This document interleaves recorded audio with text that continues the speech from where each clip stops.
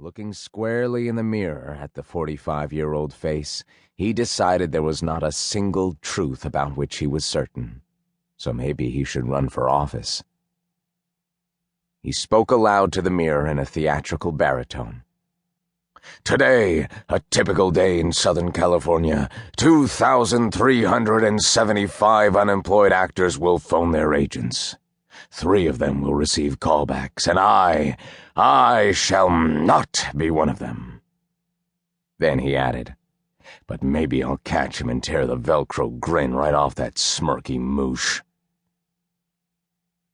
Then, after jacking up his agent, he'd have to rush to work and begin the daily brain-slaughtering paper shuffle that was his life.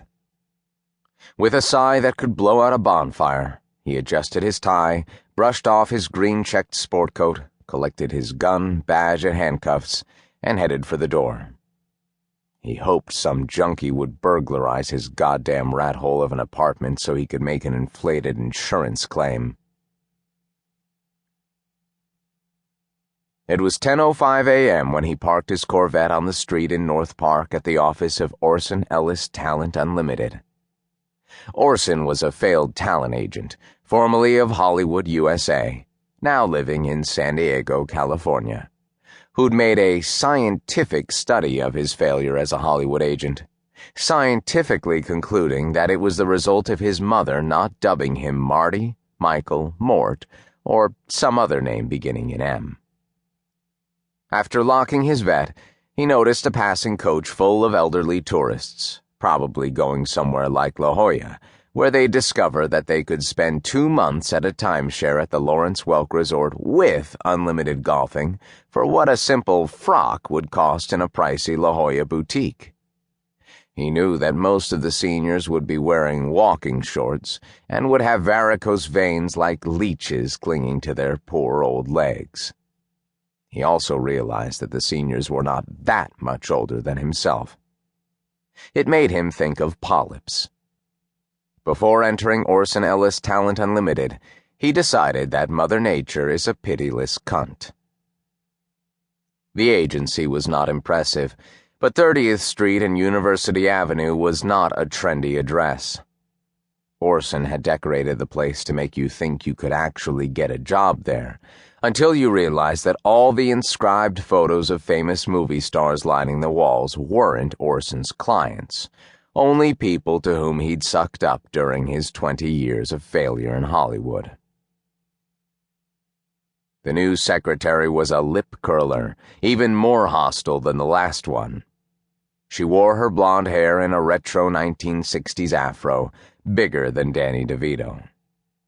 When she reached for the phone, he noticed a clump of hair, brown, under her arms, and her toothy grin, accentuated by cinnamon-brown lipstick, could only be described as iguana-like, but not as warm. There was an X cap on her desk, as well as a framed photo of movie director Spike Lee. He'd always had to spar with Orson's guard dog secretaries, but this one looked like a fight to the death. "I want to see Orson," he said. "I don't have an appointment, but I'll wait till he's out of his meeting, or until he comes in through that front door, whichever happens first." She shot him a look that could have reversed global warming and said, "Mr. Ellis is not in a meeting." "Really? This must be my lucky day. I checked my lottery tickets, but I already did that 3 times. "Your name?" "Finnegan." "First name?" "I'm the Finnegan that calls here twice a week hoping to at least hear Orson say there's no work, except that you shine me every time, and I never hear him say anything at all." "First name?" "Finbar. Finn for short. Middle name Brendan." "It doesn't fit." "Neither did General Schwarzkopf's little hat, but he kept that tiny thing perched on his bean anyway.